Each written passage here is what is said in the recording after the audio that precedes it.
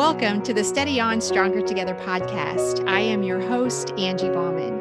Today, my guest is Carmen Galeano, author of the Graciously Woven blog.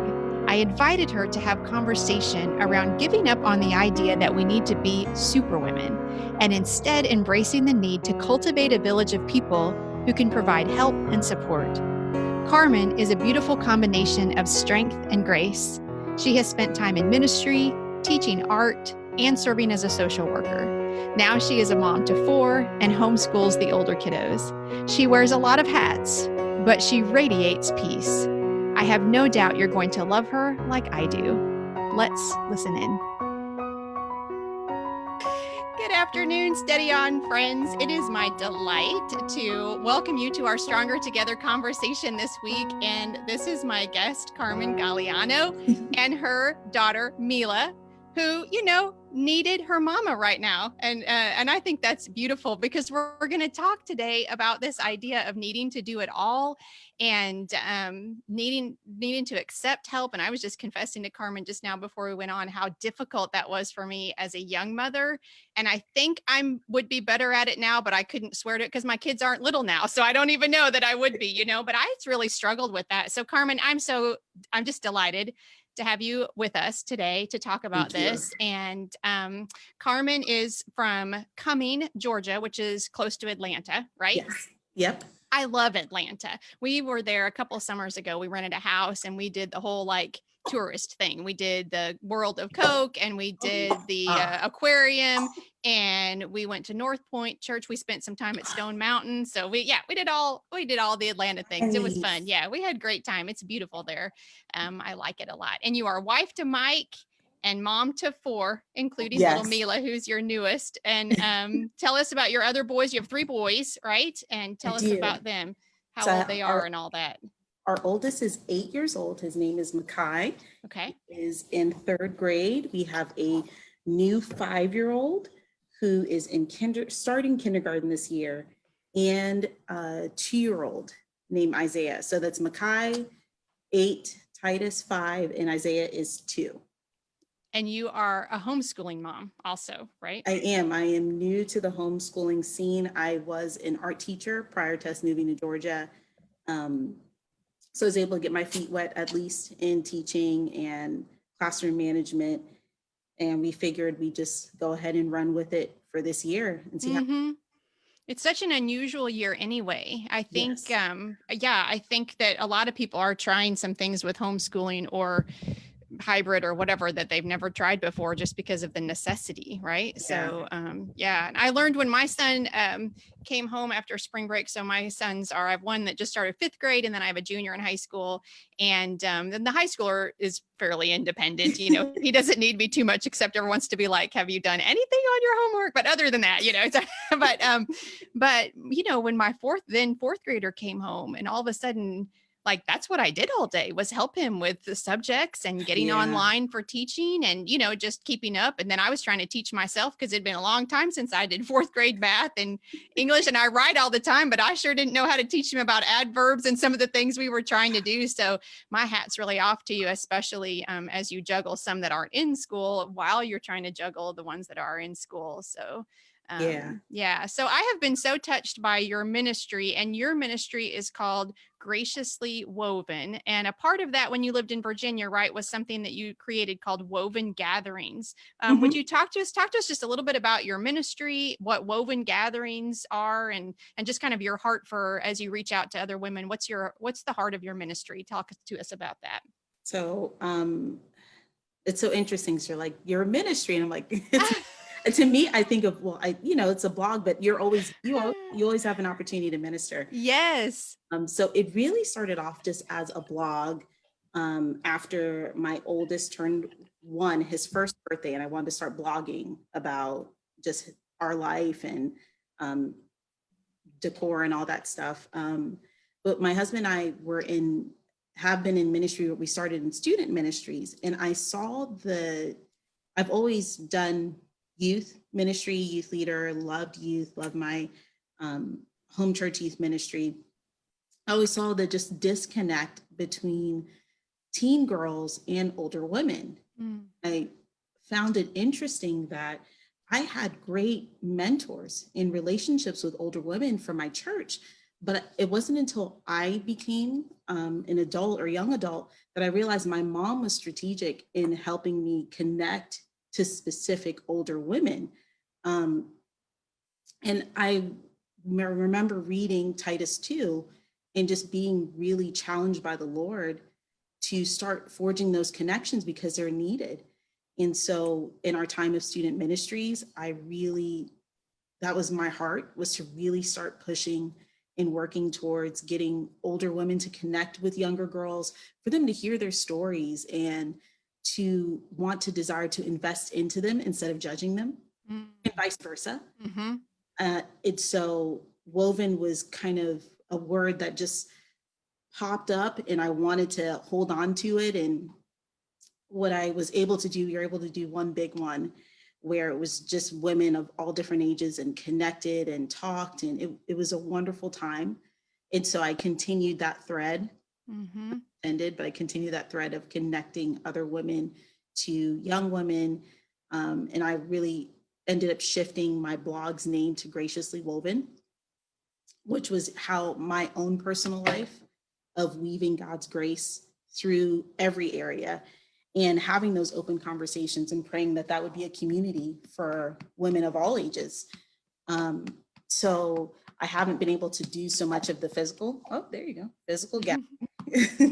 But my prayer is that the blog, the different types of discussions, connections with you allow for just their strategic, for us to take that on, that mantle as you continue to become, grow in your faith and get older, that you also kind of pull another young woman in the same direction and invest into that and just how that community grows. So that's where that's my biggest heart of ministry. Yeah. Can I ask you, when you started trying to match people together or create environment where people could, younger and older, how was that received? Was there resistance to that, or just, talk to me a little bit about that? Because I think that you're so right that it's so necessary and important in the lives of both younger and older women, I would suggest, right? But I sense that there could have been some resistance to that. What did you find when you were trying to encourage people to do that? I think initially there was definitely resistance.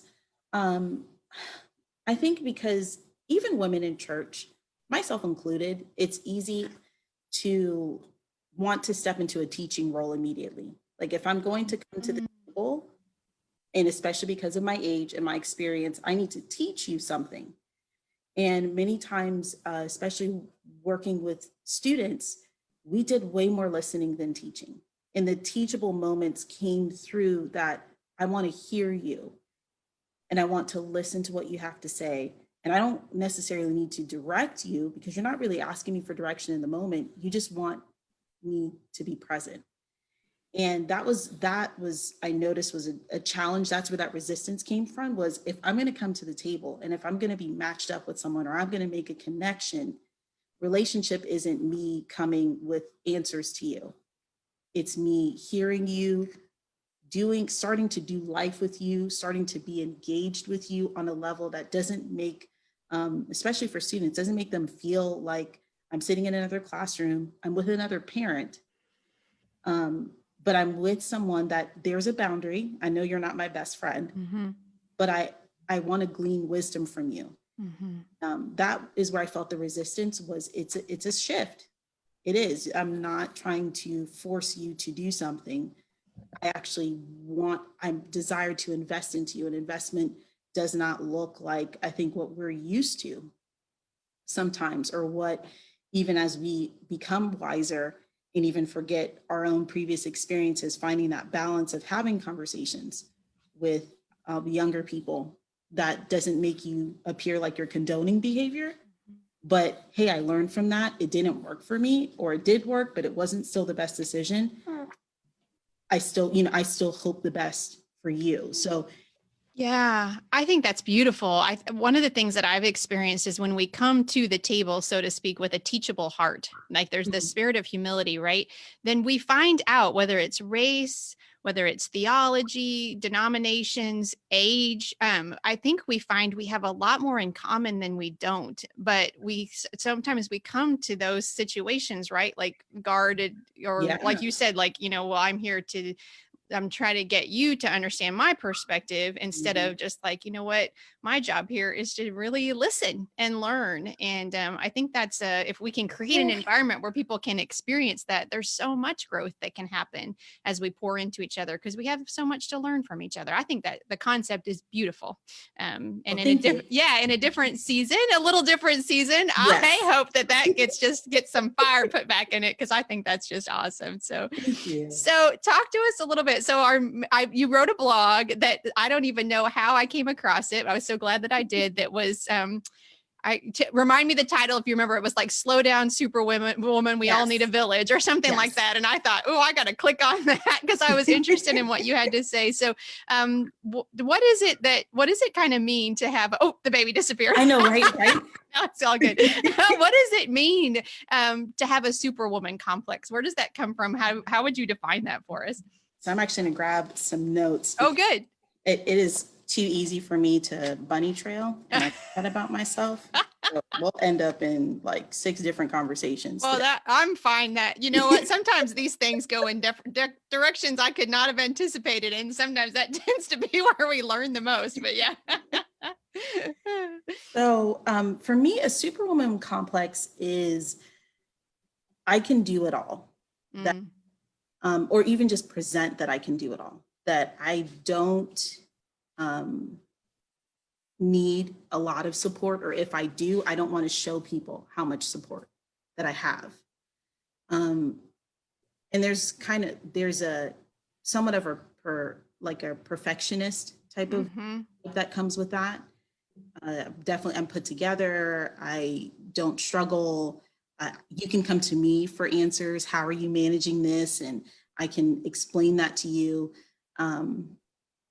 So that's what I gather is that as kind of like that superwoman complex. I I wrote something down just as you were talking about because I have this idea, right, that a superwoman is somebody that can do it all. But what you just said, like, did this Holy Spirit stirring in me because I think it's more about what I want people to believe that I can do it all. Like, cause if Yeah. I'm honest, like I know I can't do it all, but I don't want anybody else to know I can't do it all. Right. Yeah. And so I think there's actually the temptation of, appearing, it's like a pride thing in us, isn't it? Mhm. I don't, it's about not being vulnerable and needing help because that makes me weak. Or that if I ask for help or if I show that I need help and I don't get it, then I feel that rejection or that sting. And so there's this like temptation, right, to just not need it. And so, but then what would you say? I have an answer, but I want to hear your answer. But what would you say is the major like problem with that? Or what does that create in us when we're trying to do it all or seem like Well, we're doing it all?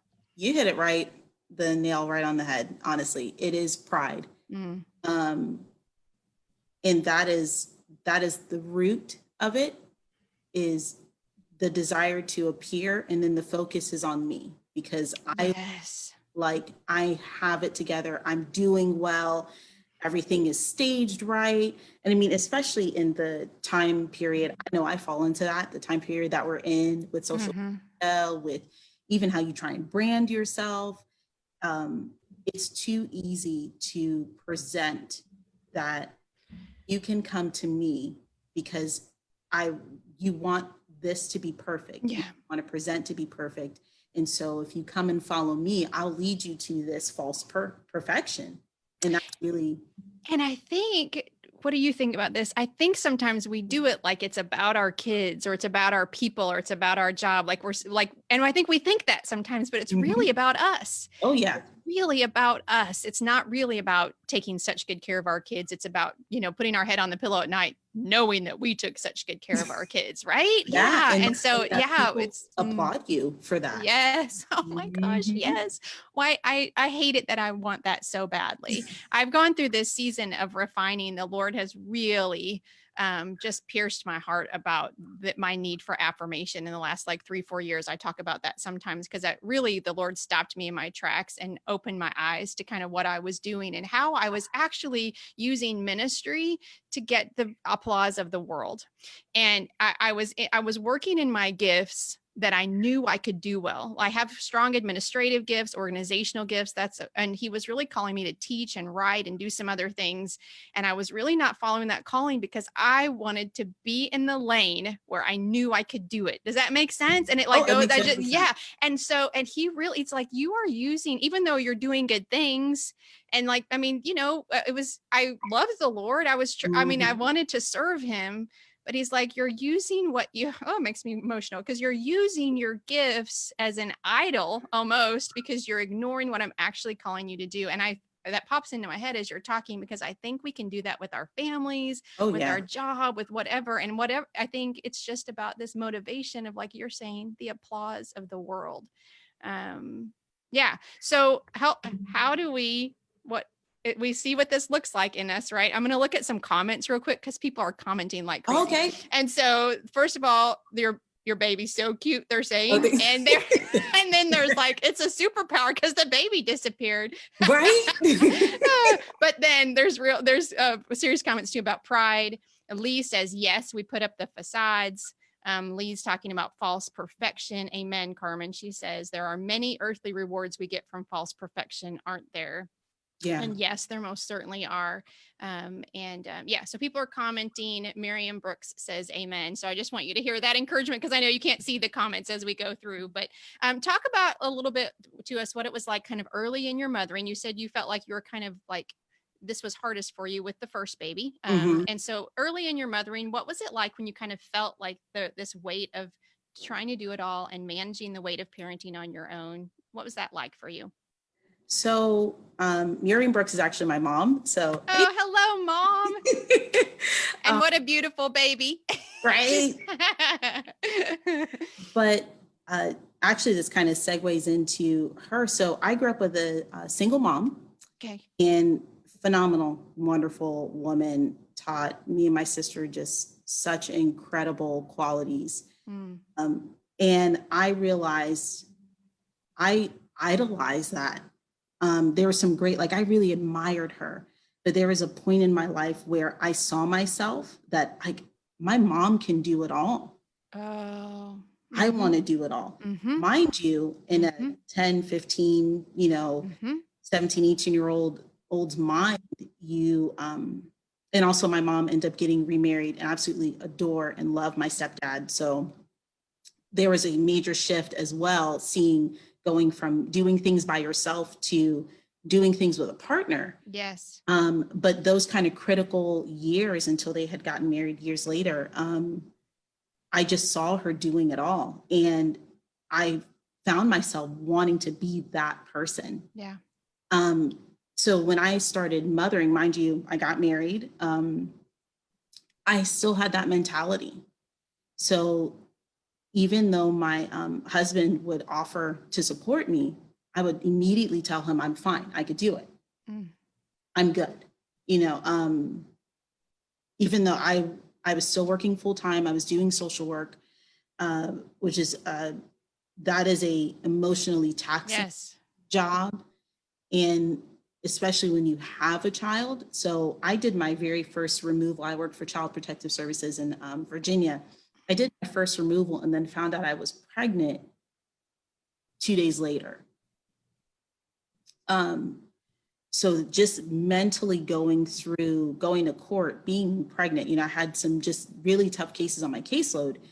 And all of that to say, I didn't know that it wasn't healthy to not create spaces to discuss even just how you're processing trying to be a new mom, that you're up hours around the clock. You're worried about things, you're unsure.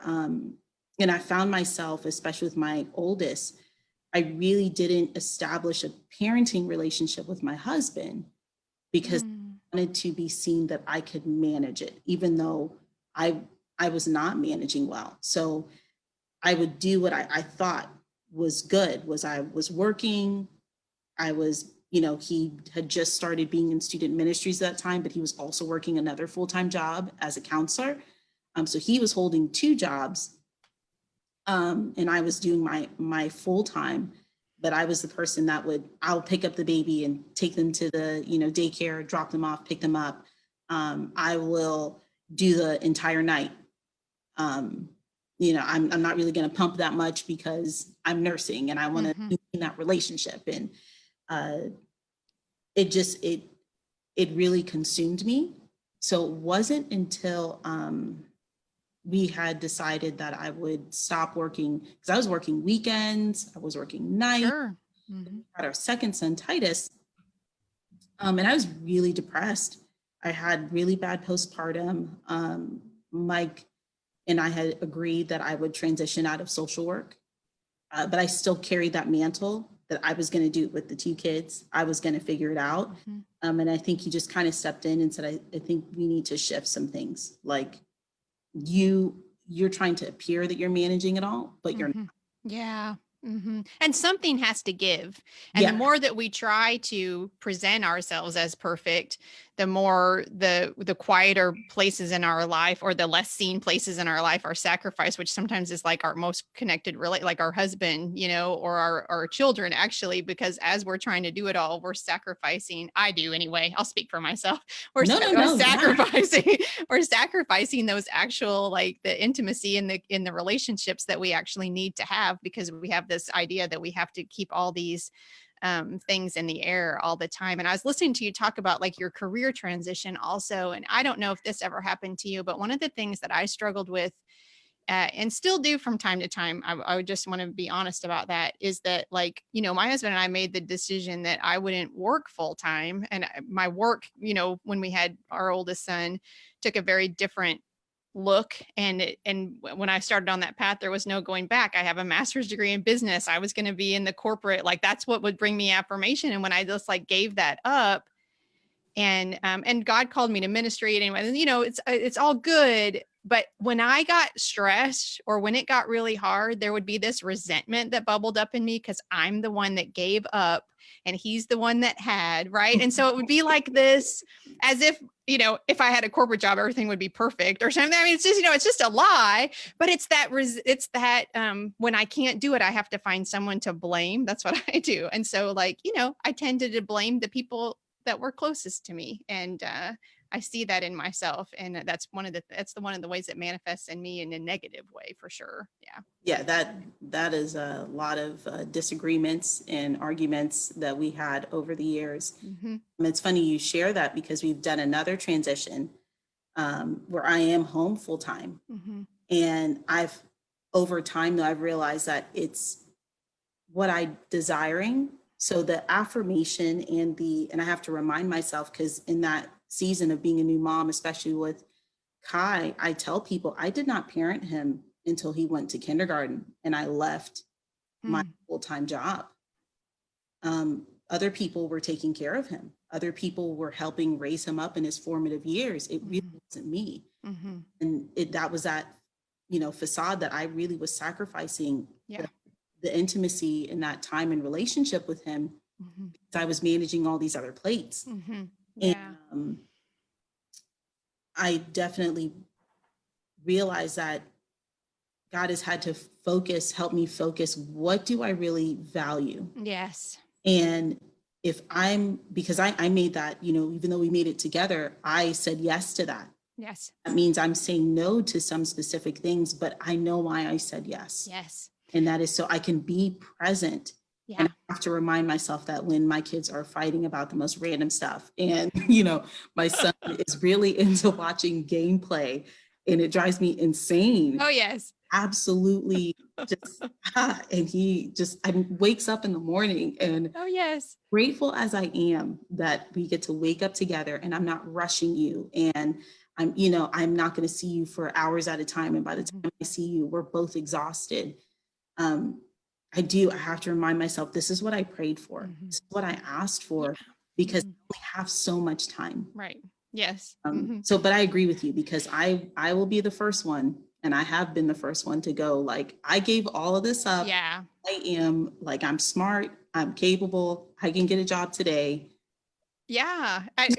When it gets really hard, my husband and I do this little thing where we say, let's get married and have a family because because we're like, I mean, technically everything I wanted when I was a younger woman, right? I have, but this is Man, not what I meant. I mean, I have I have days not like even that close to where you're this. like, oh my Yep. gosh, I Yep. didn't know. But then the Lord, if I'm quiet, right? And if I take that angst to him, he so gently says, how else would you have it be? Like, really, you have everything you want. And no, your boy, my boys fight too, right? Your boys fight and it's not perfect. And yeah, but it's everything that you want. And it's my gift to you, right? And Mhm. even being at home, like I wouldn't trade that. Even on the worst days when I've been mad at my husband because I gave it up or whatever, I would not trade, having Yeah. been able to do that. But but it can, it's so tempting. Stacy Hockenberry says social media motherhood, another lie to our soul. And isn't that the truth? Yes. Between Facebook and Instagram and Pinterest, like it is easy if we're not careful to just compare Hmm. ourselves to the best that other people are posting. Is that fair to say? And I can, out of the corner of my eye, I can see this load of towels that's there's probably 3 or 4 loads of clean towels that's just like, take a towel because they're not folded, whatever. And nobody puts that on Pinterest, but Hmm. that's the reality of sometimes that's the reality of our days. So I don't know. Do you have any comments on that Stacy's bringing up about social media and Yes. kind of the pressure there? Um, yes. And also, hello, Stacy. Good. Right? Like, you get some of like my key people, like, hey, Yay. I love it. Thanks for and sharing your friends. I love absolutely, please it. join, study on. Yeah. And Jenny Smith says, I'll say this for you comment. Yeah, love that. Yes to our priorities means no to other things. Mhm. Parenting can be so hard, but it's so worth all the difficulty. It's worth saying no to other things to make them a priority. And Melanie is commenting. I know Melanie, she says, oh gosh, yes, Pinterest, ugh. So so hello to Stacy and Lisa and Jenny and Melanie and all those that are watching. Yes, Yes. absolutely. So yeah, talk just a minute about social media and what you think So, about that can do to us. Yeah. Mhm. what I've learned is social media is wonderful. It's great because you can get messages out, just Mhm. we're able to have I a know we're here and now. when I we're in love, our homes. yeah. Yeah. Yep. I love what Um, it can do. absolutely. However, there has unfortunately been, and I really I have to check myself on this. There is this aspect of what what sells or what gets people to and I really put that in parentheses, to engage you more. Mhm. And those are really presentable photos. Those are, even if it's messy, it's not too messy. If it's your kid kind of throwing a tantrum or you're crying, or it's much more polished, and it takes away the aspect of, let me actually feel and grieve with you or connect Mm. with you, or because I can quickly post a comment and then I can move on with my day. Mhm.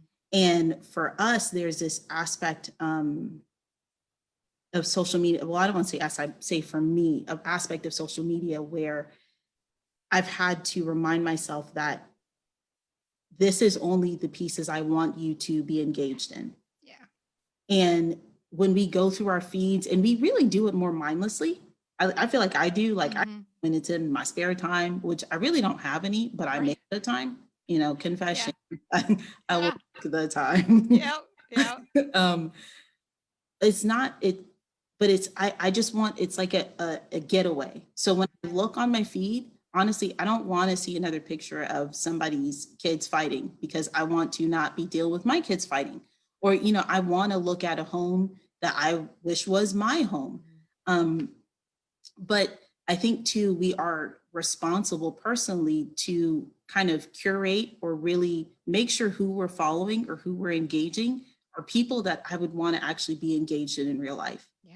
And so I know I've started doing that more because I found myself wishing for a life and trying to make my life mirror that because the people are surrounding myself with on social media, which mind you, there's nothing wrong because people use it as a business. Yep. People use it, you know, they have different reasons for using it, ministries, but it's kind of, you have to guard yourself the same way you would with an actual relationship is who am I going to surround myself with? Who am I going to engage Yeah, with? I agree. It's so important. I think we need to be so intentional about who we spend time with, what we watch, what we read, what we listen Mhm. to, what are the influences. And I think social media falls in that. And I notice when social media, when I'm using it to numb, or what you're saying, when I'm using it because I don't want to do whatever else I need to be doing, or when I'm using it to check how many people like to post or something, I'm like, this is not Mhm. good use of your time. Like, but I also use it for a lot of things that I think are really valuable. And it's just, you got to keep that in check, right? And not be, when am I comparing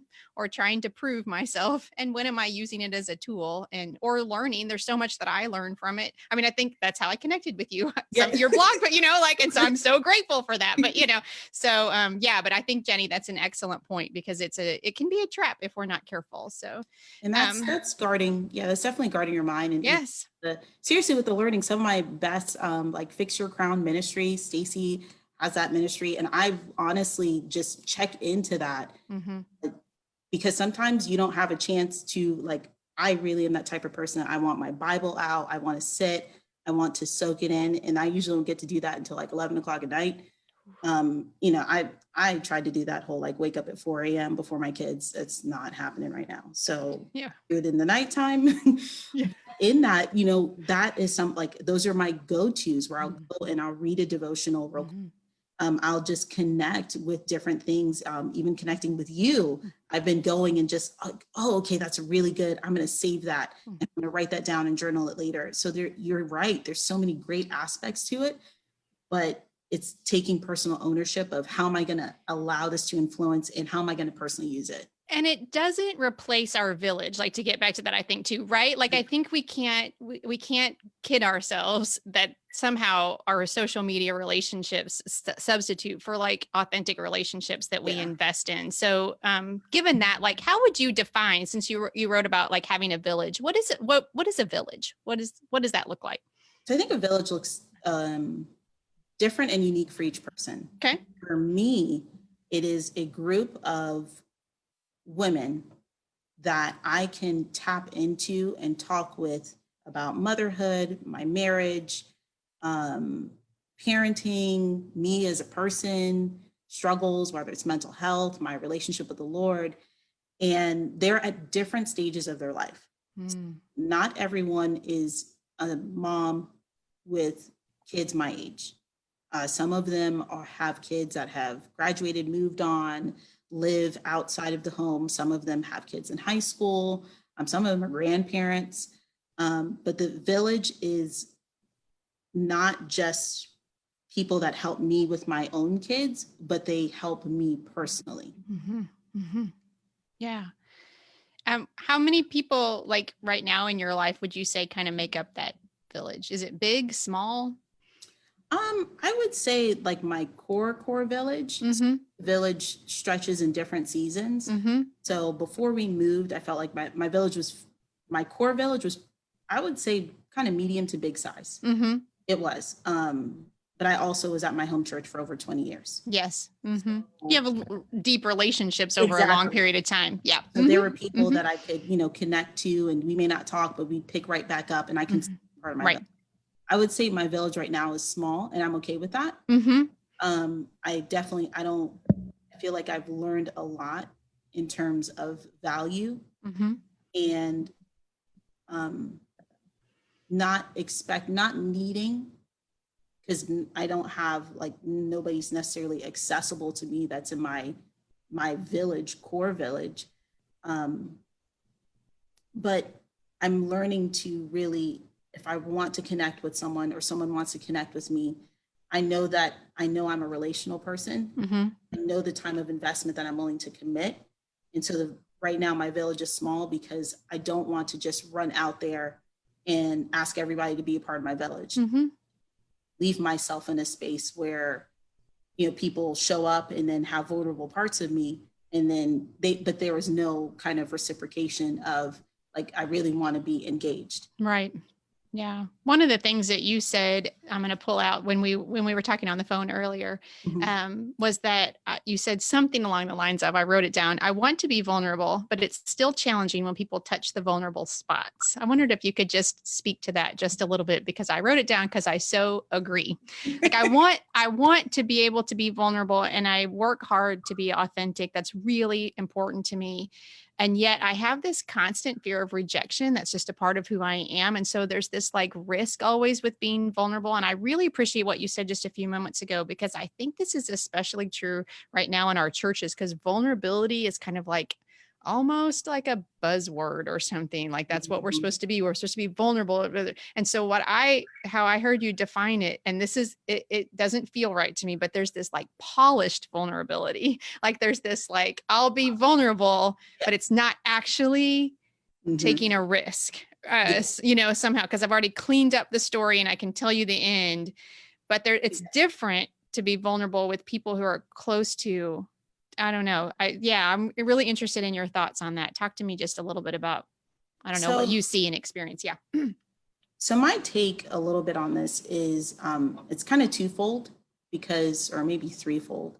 Having a blog or in social media, I know that personally, like me, just Carmen on a regular day, I wake up and I have to really get on a positive train of thought. My natural bent is to be negative. Okay. So having the blog and having social media, I have realized that there is a vulnerability, but I do have to steer it, that there is a positive, because that's where I want to go. That's where I know I need to be. And how does the Lord help me? That's why it's graciously woven. How's the Lord helping me to be more gracious to myself? And so there's always a kind of that polish, like, but we're moving forward. Yes. But we're seeing like what God has, and, there's going to be another touching point to that. So that's one aspect that I teeter on, to not be too polished, vulnerable enough.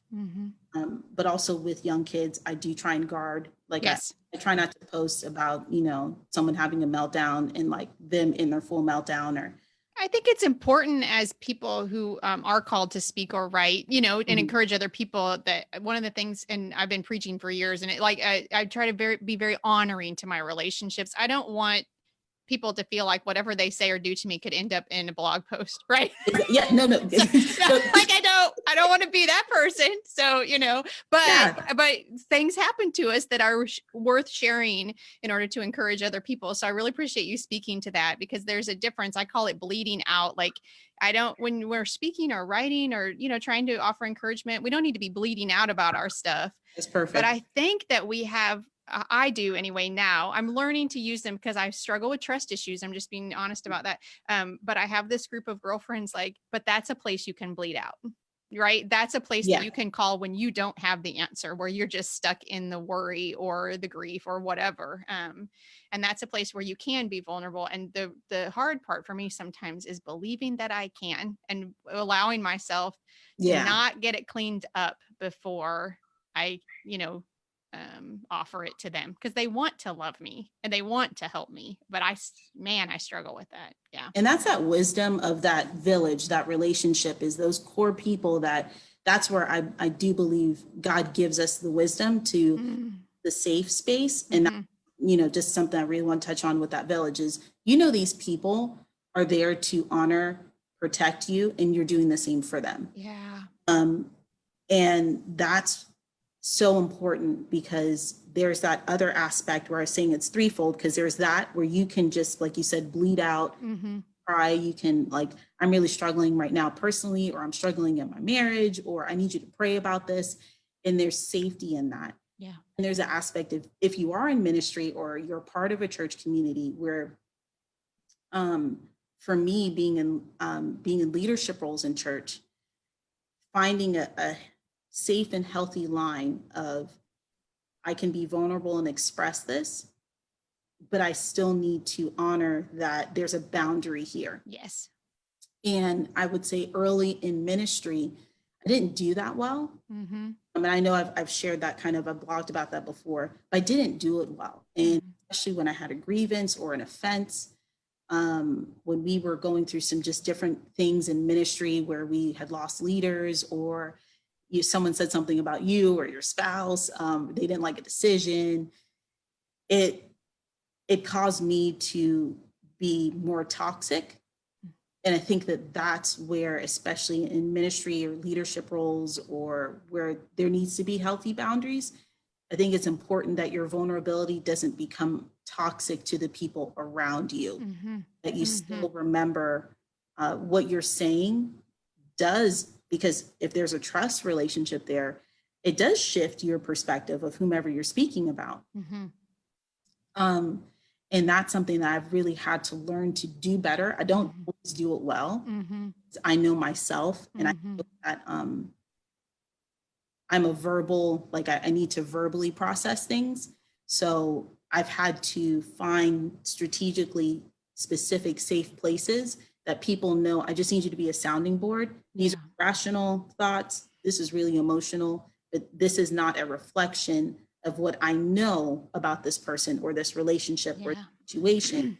I need to get it out so that I can get myself back to where I, that good place to engage it. Yeah. I remember as I hadn't been married very long. I've been married 22 years now. I hadn't been married very long, maybe a year or two. Some people watching me like, you still haven't been married very long. But and others are like, oh my gosh, you're so old. No. Yeah, I was going to say that's a whole life. That's a whole life. But I had only been married a year or two, and I was at this church gathering of women, and I figured out very quickly that this wasn't my village, because there was so much husband bashing there. And I felt the temptation to participate, but I also felt the nudge to not engage. Right. And I really thought about that, and I didn't know, I wouldn't have been able to articulate this at the time. So I'm not trying to give myself too much credit, but now that I look back, I realize what the Lord was encouraging me in my marriage. And since I've been a mom and stuff, I do it like in my other primary relationships, is to not share. And this is what you were saying, I think, to not share those kind of deep hurts or worries or fears with people who aren't as invested in the success of that relationship as you are. So I have my relationship with my younger son is challenging at times. He's a challenging child. And I am not a perfect mom by any means. And we do a lot of this butting heads kind of thing. And I talk about that from time to time. And pretty much that's what I say, that we have, but there are people in my life who I know want me to succeed at mothering him as much as I do. And they know a lot more about that, right? Because I can say things to them and it doesn't dishonor my child. It's just a place of safety, like you're talking about, that I can share honestly my mothering struggles with him. Yeah. Yeah. I think that's perfectly said, and that's that wisdom that I've had to learn. Yeah. And I think sometimes churches or church communities get a bad rap of, oh, you shared something and everyone gossiped and everyone said something. And what we forget that even though we're all a part of a church community, whether leadership or down, all of us have our own personal struggles and our own challenges, relationship. And the assumption is, as I walk through the doors, that I want you to succeed, and not with negative, and it's not a negative thing, but the assumption is just, I want you to succeed, or I want, I'm praying blessings over you all the time, or, I don't have a deeper relationship with so-and-so that you're talking about. So of course I'm going to talk to them. And and the Lord has really had to work in me to remind me that I need to develop those things in you. And what you see in that other person is also what I need to work in you. Yeah. And you're frustrated at them sharing your information, or you're gossiping, or they took what you said and, completely turned it around. Instead of focusing on that, doesn't mean you shouldn't be wise. So you've learned you need to do better, but also for you, I want you to, there's some conviction in there, Yeah. not condemnation, but there's some conviction that you need to work on that for yourself. For And yourself. as you're moving forward, when somebody confides in you or someone shares something, you're also being a safe space that you're praying that, other people are being for you. But you have to be wise in your relationships. And I feel like if God has really worked anything in me over the last several years, it's to help me to be wiser and to see that wisdom as a positive, and to not have people feel like, well, I have a special group of people to engage with, but rather you can engage with everyone, but there's layers and portions of your life that certain people are invited into. Yeah. So I'm watching our time, and we've been talking a long time. I would do this all day, but as we kind of wrap up, so for the one who's watching, who says, I don't have a village, I don't have a place like that, I'm trying to do it all, what would you suggest just as a starting place for her as she tries to move from superwoman to I can't do it all? So first, I would say kind of start where you're at. I think too often we try and jump out to the deep end, and that's me. I am like someone said, hey, you need to, I see something on HGTV and you need to redo your house. I want to redo the entire house. I don't want to buy like one piece of furniture. Your husband's like, don't watch HGTV. he's just as bad. He's just oh no. Yeah, no, it's okay. It's okay. I worked on that for the last 2 years. I've intentionally worked on but it really is starting where you are. I think oftentimes we don't realize the value of friendships that we do have, whether it's a longtime friend. I'll tell you, some of my closest friends, 2 friends that one of my just dearest, bestest friends from college, it wasn't until recently that I realized, I'd say within the last 2-3 years, I realized how valuable those relationships have to be. I am right with you. Yes. Sometimes we just I always get to talk to them, or always there when I need them. Kind of take some time to assess and, especially faith-based, or really take some time to ask the Lord, please reveal to me where I can start with. Yes. Because you might already have people in your life that you don't even recognize are there. Yeah. Exactly. That's beautiful. And that are really good, safe places for you. So start there. And then I would say, what are just natural wells? And I learned this from another woman in ministry, but there are places that we frequent. Mind you, I understand that, we're in a pandemic, so I'm not asking everybody to go outside and be random. But please do go outside, because you're gonna like just wither away inside. Yes. But but there are just natural places that you go to or you frequent, that you've already kind of made some connections with people. So for me, recently moving, church has been one of those places. And I've seen the beauty of having healthy church community. And that's just something I personally, that's where most of my village comes from. So I know that if I'm a part of a church community, there's probably some people there that I can connect with and start to get to know. And I know that that's not going to be 100% perfect. I know that they may like me, they may not like me, and I have to be okay with that. So there's going to be risk. There really is. Finding the village is not perfect. It's such a journey. And sometimes 2-3 years in, you realize that may not be your person. Yeah. And you find a way to shift that relationship. If you're not a part of a church community, you may be a part of a homeschool community. You may just go to the playground on Thursdays with other moms. Yeah. So you may need to start talking a little bit more to those moms, or kids have a very good way of connecting on their own. I can't tell you how many children have been invited to my house that I just from my own kids. Your neighborhood, especially with what's going on and what has been, I've got to know my neighbors really, really well. So whatever that starting place is, one, know that there's going to be a risk. Yeah. No relationship is perfect. I have offended people in relationships and hurt people, and the same has happened to me. Mm-hmm. I strongly stand on and believe that, you know, it's important to reconcile where where you should, but being hurt or being offended should not stop you from not being in relationship with people. I read years ago by author Nicole Johnson that all friendships start with an invitation. And I have thought about that so often. I just listen to you like at church, at the playground, in your neighborhood. You know, where are some people that are maybe casual relationships where you get along and maybe you say, I'll text you, we should do coffee, you know, whatever. But nobody ever does. And maybe, you know, not nobody ever, but I mean, like it's not happening, you know, in the situation where you're in, and maybe it's yours to do and say, hey, we've talked about this and never done it. Would you like to grab a cup of coffee or take a walk or something, you know, and just try, I think is one of the key things, because there are people out there for you that are like, you know, kindred spirits, and that can definitely be your village. Stacy is talking again. She says, the village, love mine. We can't live on an island by ourselves. So true. I have tried it. It's not very fun.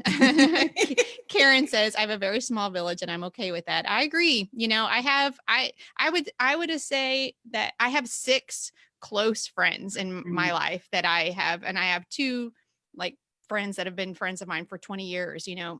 Those are the ladies that I try to, you know, in my own mind, I'm like, have I talked to all of them every week? Like once a week, have I checked in? Have we had some kind of, you know, and quite honestly, that's a lot. I mean, that's a lot of relationship on top of, you know, the other things that we're doing as wives and moms and working and, you know, all the things that we're doing. So I don't think, I agree with you, Karen. I don't think it needs to be a big community of people. Yeah. Certainly we have different another lady that was on just recently, she was talking about how, you know, Jesus had the crowd and he had a smaller group of people and he had a 12 and then he had 3, you know, and so we have places to go for different things or whatever. So, but Carmen, this has been a delight. I am so glad that you had made time for us today in the midst of all that you're doing. I hope homeschooling is going okay. It's such a weird time right now to try to be making it. Yeah, we are. We're making it.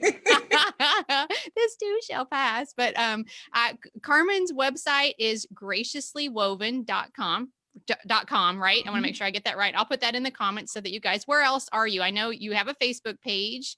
Where else can we follow you and keep up with your blogs and all that kind of good stuff? Instagram. I have a Twitter, but I think I've surpassed that like tweeting age, so I don't even engage it. I was just talking to Sodi about Twitter. Like I said at the time, I said I'm not snarky enough for Twitter, which isn't true actually, because I am. But I just like I don't. It's too much investment. I think it's too smart for me or something. Yeah. I'm never on Twitter either. But it's all the same. Graciously woven. Graciously woven. Okay. Connect with whomever, and I'm so thankful that you just reached out and connected with me. I feel really honored. This time, Angie. I loved it. Yes, I loved it. And I hope that you'll come back. Carmen and I are already talking about working on something else together, because I just really appreciate your voice and what you offer. Thank you so much for your time today. Stacy's saying this was great. I appreciate those of you who were watching live. And for those that catch this later on replay or uploaded, I will definitely put your website and all that good information in the show notes also. So Carmen, thank you so much. I hope that you have a really wonderful rest of your day. Thanks for joining us, and we will connect again soon. So. Yes, thank you guys. Peace. I love this quote from Carmen's blog. A village is a space of safety for rest and authenticity. God has really been working on my heart about being willing to allow others to see the real me. I'm still figuring out what that looks like in my life, but I do know it means walking away from the forced, polished vulnerability Carmen and I discussed. I want to be able to exhale and rest in my relationships. Carmen's website is listed in today's show notes. I encourage you to find and follow her. Thank you so much for listening. I pray that wherever your day takes you, you are walking in the confident knowledge that you are a beloved, cherished child of God. Peace.